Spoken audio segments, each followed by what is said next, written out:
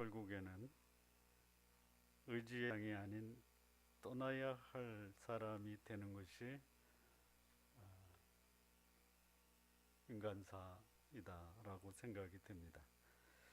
공간적으로도 떠나야 되고 때로는 이 세상에서 저 세상으로 떠나야 할 때가 있습니다.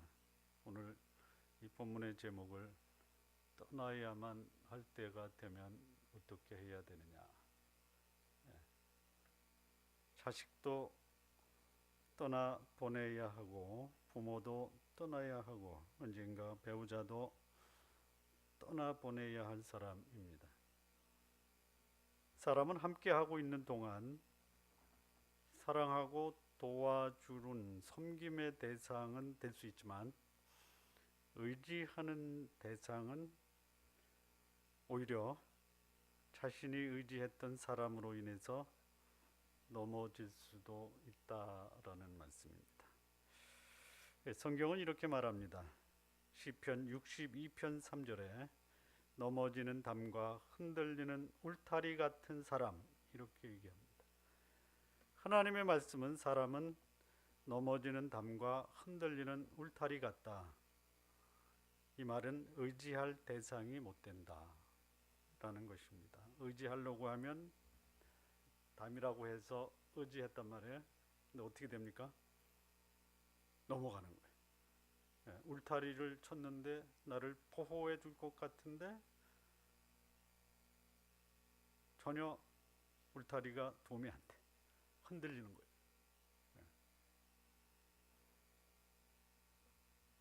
그래서 인생을 의지하는 것, 이거 무모한 모험이다라는 거예요. 왜냐? 인생은 의지할 만한 그런 존재가 되지 못하기 때문입니다. 이사야 2장 22절에 보면 너희는 인생을 의지하지 말라. 왜냐? 그의 호흡은 코에 있나니 셈할 가치가 어디 있느냐. 그래도 옆에 누군가가 있으면 좋죠. 서로 돕고 섬기고 사랑해야 될 대상입니다. 의지했다가는 그 사람은 마치 코의 호흡과 같아. 의지하지 마시고 도와주시기 바랍니다. 하나님의 말씀이 인생에 대해서 교훈하는 바가 분명합니다. 그런데 사람은 여전히 사람들에게 자기의 인생을 걸고 누군가의 도움을 받고 의지하면 자신의 인생이 펴질 것이다 라고 기대하고 있습니다. 기대하는 것까지는 괜찮은데요. 기대지는 마십시오. 말장난하는 겁니다.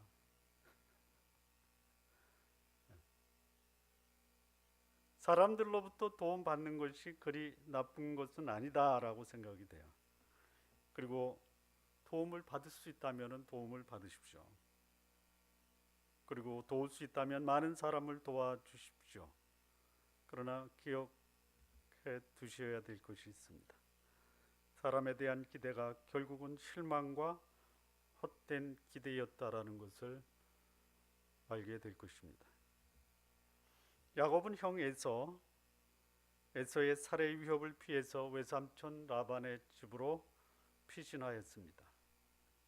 좋은 대접도 받았습니다. 친척이기 때문에 안심하고 거기서 최선을 다해서 외삼촌을 섬겼습니다. 그리고 외삼촌의 딸들과 결혼해서 가정도 이루었습니다.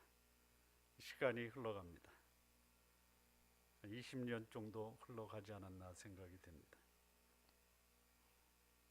돌아보니까 가족들 밖에는 아무것도 없고 외삼촌의 재산만 늘려주고 있는 자신의 모습을 보게 됩니다. 그동안 외삼촌에게 자신의 임금을 품삯을 요청했지만 무려 10여 차례나 속임을 당했습니다. 하나님의 보호로 겨우 목숨만 부지하고 살았다라고 자기 부인들에게 푸념을 합니다. 31장인데요. 오늘은 30장이지만 31장에 야곱이 그의 아내들에게 이렇게 얘기합니다. 그대들의 아버지가 나를 속여 품삯을 10번이나 변역하였느니라. 그러나 하나님이 그를 금하사 나를 해치 못하게 하셨으며 품삯도 10번을 속였고 심지어 외삼촌이 야곱을 해칠 수도 있는 그런 경험도 했는데 하나님이 막으셨다라고 고백합니다. 그래 이제 야곱은 아들 11에 딸 하나를 두고 이제는 떠나야 되겠다라고 생각을 합니다.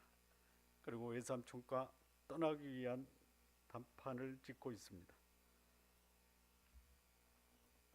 떠나는 과정에서 이 야곱이 보여준 태도, 그의 행동은 오늘 사는 신앙인들이 누군가를 떠나야 할 때 어떻게 하는 것이 지혜로운 것인가, 그리고 세상에서 불이익을 당하고 또 목숨의 위협을 당할 때 어떤 자세를 취하는 것이 바람직한가, 그에 대한 교훈을 오늘 본문에서 배울 수가 있습니다. 떠나야만 될 때, 배신당하고 아무것도 없는 빈털터리 신세에서 떠나야만 될 때 신앙인은 어떤 자세를 취해야 되는가? 우리 시대가 야곱이 있었던 시대하고 유사하죠. 뭐냐? 악덕기 없죠. 소위 말은 아주 그럴싸합니다. 고용의 유연성이다. 여러분 이거 피고용인에게는요, 이거는 그야말로 뭐라고 얘기해야 되나요? 노예제도입니다. 노예제도. 그래서 정규직은 안 뽑아요. 별로 안 뽑아요. 계약직이다, 시간제다, 기간제다, 심지어 선생님도 그렇게 합니다. 왜? 기업의 수익성 강화라는 이유 그거 하나만으로 그렇게 합니다. 뭐 그렇게 되면 기업은 튼튼해집니다. 그건 틀림없어요. 기업이 어려워질 때 인건비를 줄여라. 이게 기본입니다. 그런데 인건비 줄이는 것이 회사가 잘 되는 것은 아니다라는 거 기억하십시오. 야곱이 무려 20년간 일방적인 조건 하에서 자신의 이익을 채우려는 이 외삼촌, 소위 악덕 기업주 밑에서 10차례나 임금을 변역했다. 이 사실 그 착취했다라는 그런 뜻입니다. 자기 배를 채우려는 이 외삼촌에게 10차례나 속임을 당하고 불이익 속에서 지내왔습니다. 그러니 이제는 떠날 때가 가까웠구나. 그래서 자신이 몸담았던 직장을 떠나려고 하고 있습니다. 직장을 택할 때도 신중을 기해야 됩니다. 그러나 떠날 때에도 지혜롭게 행할 필요가 있습니다. 평생 일한 직장을 떠날 때는 더더욱 신중을 기해야 됩니다. 할 수만 있다면 정년까지 채우는 게 좋습니다. 명예롭게 직장을 떠나기를 바랍니다. 하지만 새로운 꿈, 새로운 미래를 개척하기 위해서 직장을 떠날 때에는 야곱이 보여준 이 자세와 모습에서 우리가 교훈을 받을 수가 있습니다. 자, 첫 번째 교훈입니다. 25절과 26절입니다. 라헬이 요셉을 낳을 때에 야곱이 라반에게 이르되 나를 보내어 내 고향 내 본토로 가게 하시되 내가 외삼촌에게서 일하고 얻은 처자를 내게 주어 나로 가게 하소서. 내가 외삼촌에게 한 일은 외삼촌이 아시나이다. 이제 떠나야 될 때가 되었다라고 생각을 하는 것이. 여러분 인생은 흐르는 물과 같습니다. 언젠가는 떠날 때가 있을 거다라는 것을 염두에 두고 살아야 된다라는 것이. 이 사람만은 안 떠날 거야. 안 떠납니까? 떠납니다. 떠납니다. 나도 떠날 때가 있겠다라고 생각하고 직장생활 하시기 바랍니다. 예. 저는 23세 그 직장생활 시작하면서 정년이 없는 줄 알았어요. 근데 32년 되니까 그냥 나가라고 그러더라고요. 나가고 싶은 마음이 없었어요. 정년이 없는 줄 알았어요.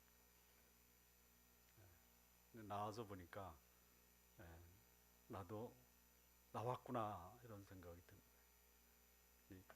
떠날 때가 있다라는 거 염두에 두고 사시기 바랍니다. 야곱이 외삼촌에게 가기 전에 명목은 가나안 여인과 결혼을 피하여 외삼촌 집에 가는 것이었지만 실상은 형 에서의 살해 위협을 피해서 떠나온 것입니다. 세월이 20년이 흘러갔습니다.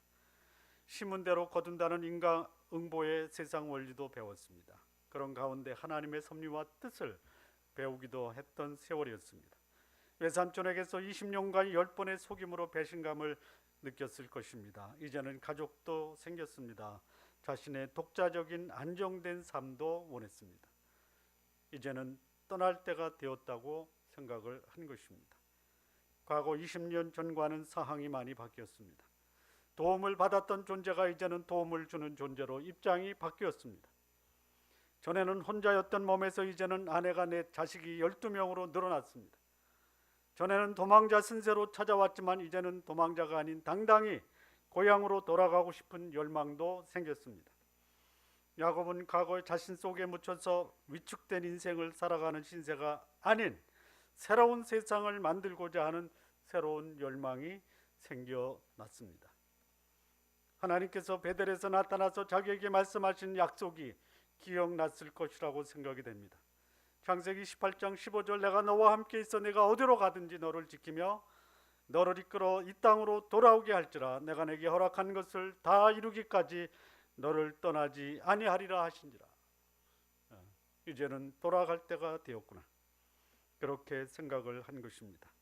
우리 신앙인은 이때가 떠날 때인지 아니면 남을 때인지를 분별할 수 있어야 됩니다.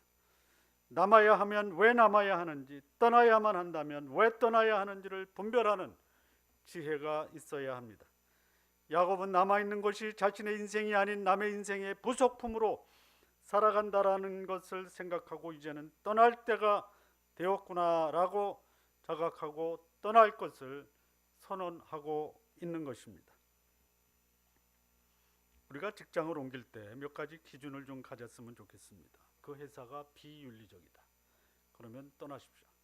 내가 바꿀 수가 없다면 떠나십시오. 두 번째, 새로운 기회가 생겼다. 그러면 떠나십시오. 비전을 이룰 수 있는 새로운 일이 생겼다. 그러면 떠나셔도 됩니다.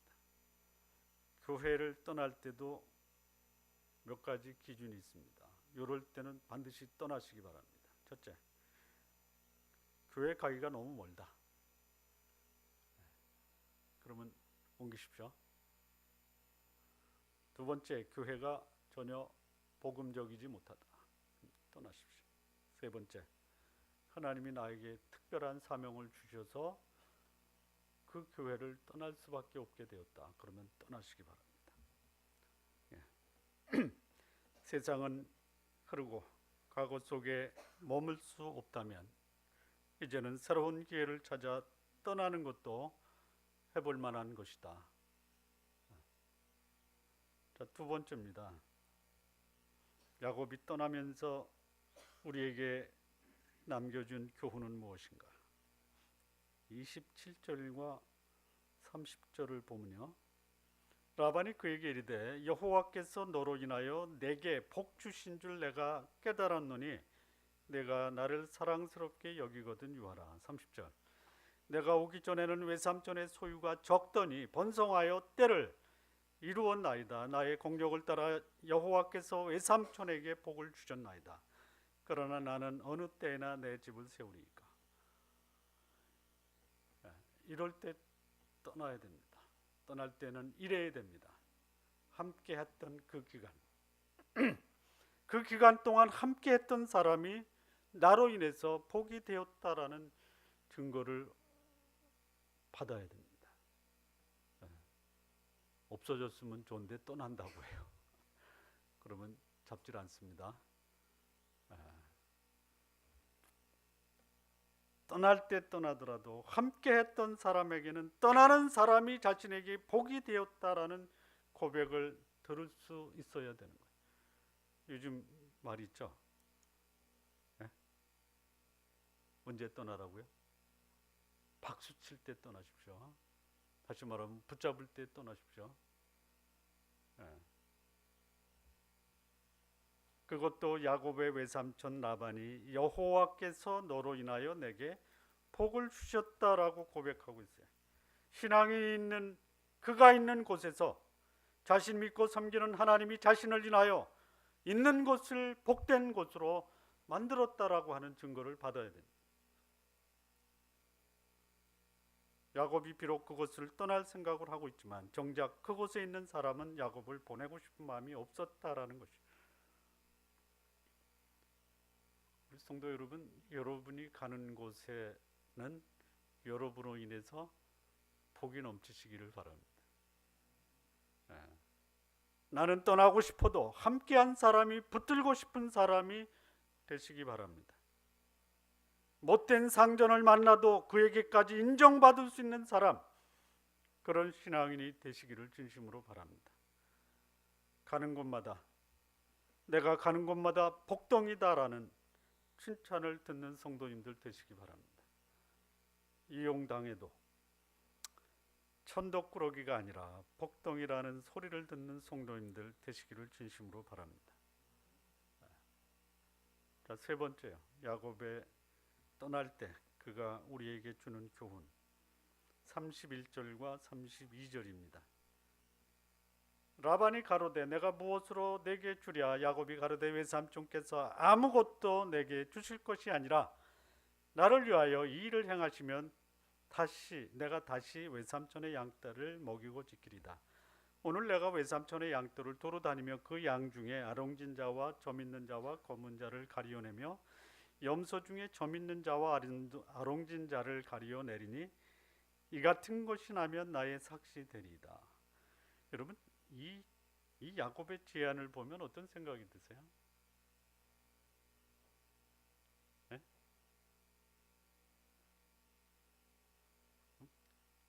생각을 안 하십니까 지금?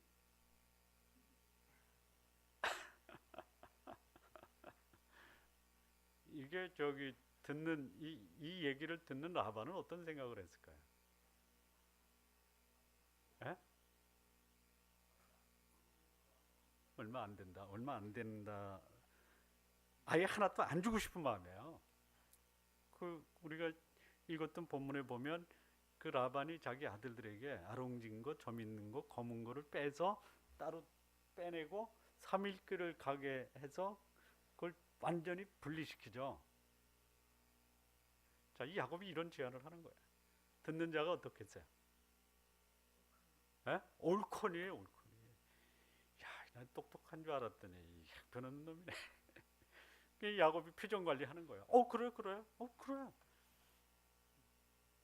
완전히 무장해제라고 그러네. 무장해제. 누구를 무장해제시킨 거예요? 라반을 무장해제시킨 거예요. 그러니까 이게 뭐냐? 떠날 때는요, 상대방에게 그냥 마음껏 그가 원하는 대로 협상을 하는 거예요. 조금이라도 더 챙기려고 하지 말고 그냥 상대방이 원하는 것보다 더 상대방에게 양보를 하세요. 그러면 나는 거지 되나? 그렇죠. 내 마음대로. 아니죠. 하나님 마음대로 이제 되는 거예요. 야, 여러분, 이게 어떻게 이게 가능해요? 여러분, 함께 하고 싶은 사람 중에서 여러분이 선택한다면 누구예요? 일단 잘생긴 사람, 두 번째 능력이 많은 사람, 셋째 돈 많은 사람, 넷째 사심이 없는 사람. 어떤 사람하고 같이 있고 싶어요? 그렇습니까?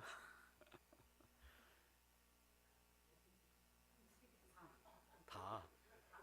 그런데 여러분, 여러분 저기 잘생긴 사람하고 있다가 보면요, 상대적으로 내가 못생기면요, 굉장히 이거 저기 곤욕스러워요.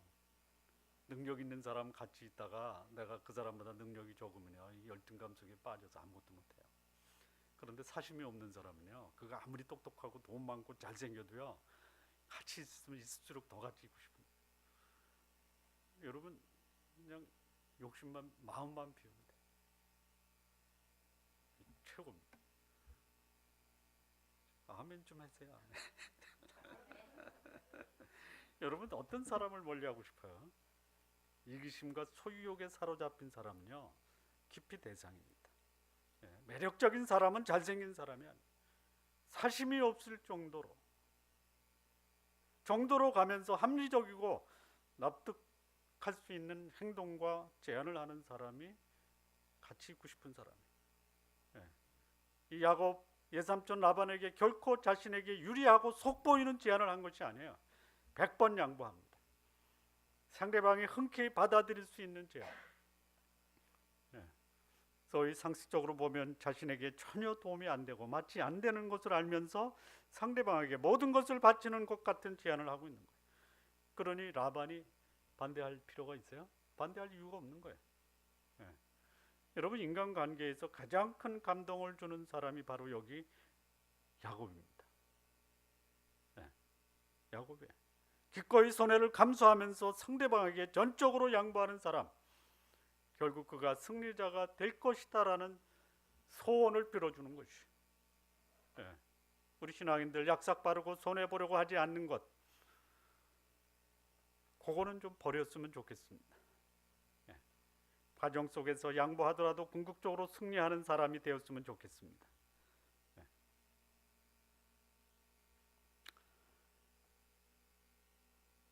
네 번째입니다. 아까 어떻게 이게 가능했냐는 조금 이따 말씀드리겠습니다. 네 번째, 35절과 36절입니다. 그날에 그가 수염소 중 얼룩무늬 있는 자와 점 있는 자를 가리고 암연소 중 흰 바탕에 아롱진 자와 점 있는 자를 가리고 양 중에 검은 자들을 가려 자기 아들들의 손에 붙이고 자기와 야곱의 사이를 사흘기를 뜨게 하였고 야곱은 라반의 남은 양떼를 치니라. 여기 가로치고요, 라반의 남은 가로치고 흰 양떼를 치니라. 그러니까 야곱에게 맡겨준 것은 흰 것들이에요. 염소 흰 거, 양 흰 거. 그러니까 외삼촌 라반이 술수를 쓰고 있는 거예요.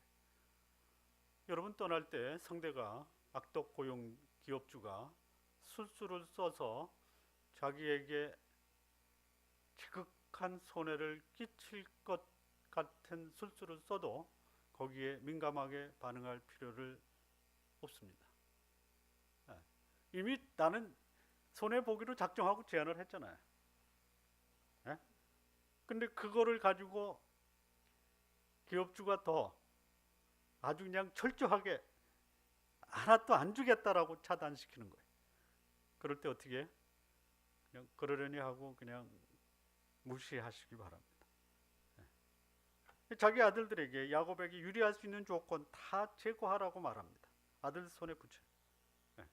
아롱진 새끼가 나올 가능성을 다 차단하고 말았어요. 그러니까 이런 상황에서 야곱이 아무런 반응을 보이지 않아요. 뭐 기양에 양보하는 거 상대가 무슨 수를 쓰더라도 상관없다라는 거죠. 여러분 그게 더 겁나는 거예요. 야곱이 아버지 집을 떠날 때에도 빈손으로 왔어요. 막대기 하나 듣고 왔을 거예요. 이 야반의 처사 야곱이 그리 어리숙하게 양보하였으니 자신은 한 수 더 떠서 확실하게 야곱을 잡겠다라는 수수예요. 이런 상황에서 야곱은 그저 그 상황을 그대로 수용합니다. 이런 야곱이야말로 가장 겁나는 사람이, 손해 볼 줄 알면서 그 길을 묵묵히 가는 사람이 겁나는 사람입니다. 유머 하나 하겠습니다. 저 보시면 겁나지 않습니까? 유머입니다. 무슨 말인지 잘 못 알아듣죠. 겁나죠? 왜 겁나요?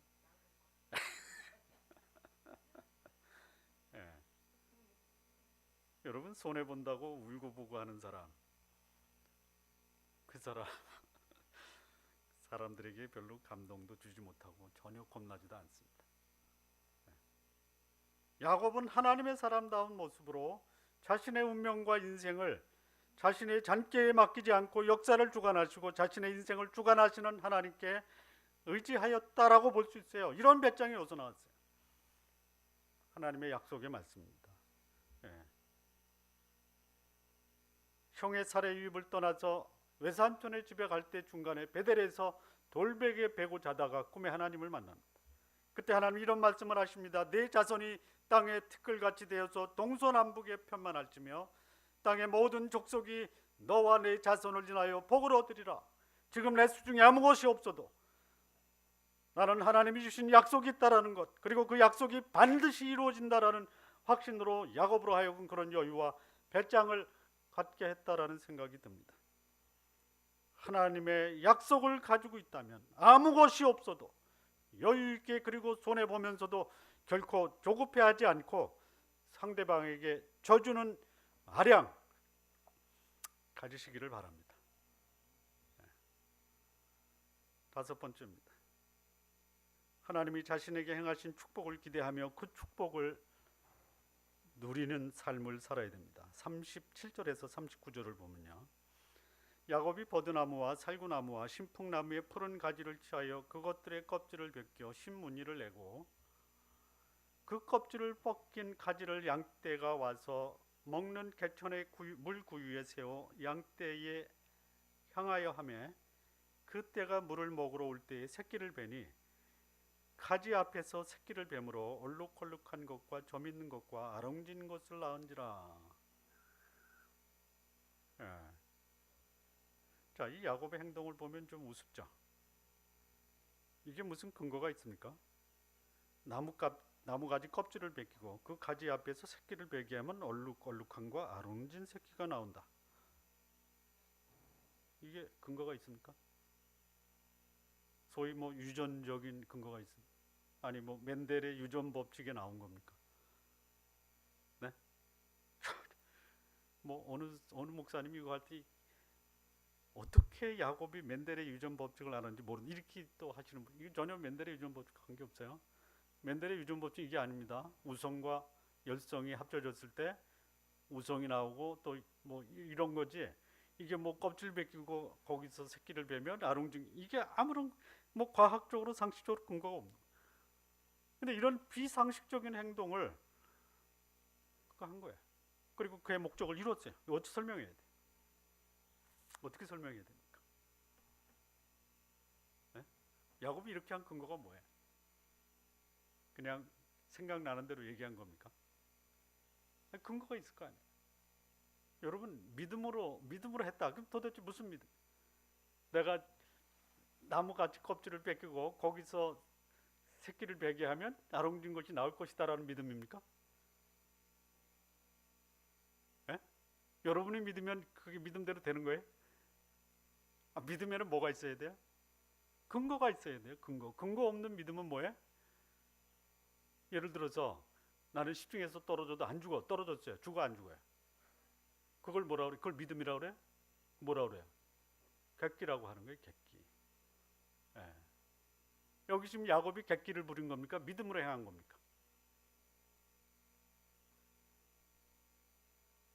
그냥 질문에 믿음이다 객기다 둘 중에 하나 번호로 할까요? 1번 믿음, 2번 객기. 믿음으로 근거가 뭐예요? 에? 어디 있어요? 에?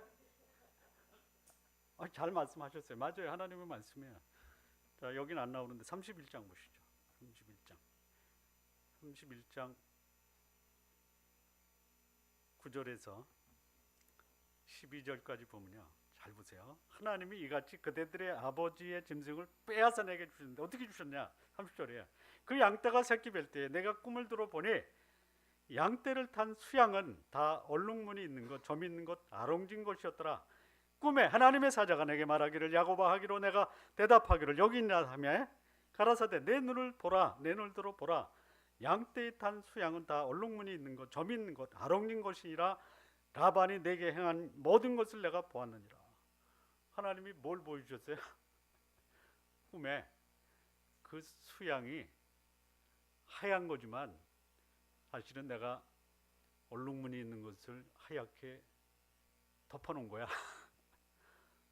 이겁니다. 이거. 여러분, 감추어진 하나님의 축복을 하나님이 야곱에게 보여주신 거예요. 그러니까 자신만만한 거야. 예. 라반이 모든 아롱진 것, 점 있는 것, 검은 것 다 빼돌려도 하나님은 그래, 다 빼가라. 여기 야곱이 이것을 본 거예요. 이걸 본 거예요. 예.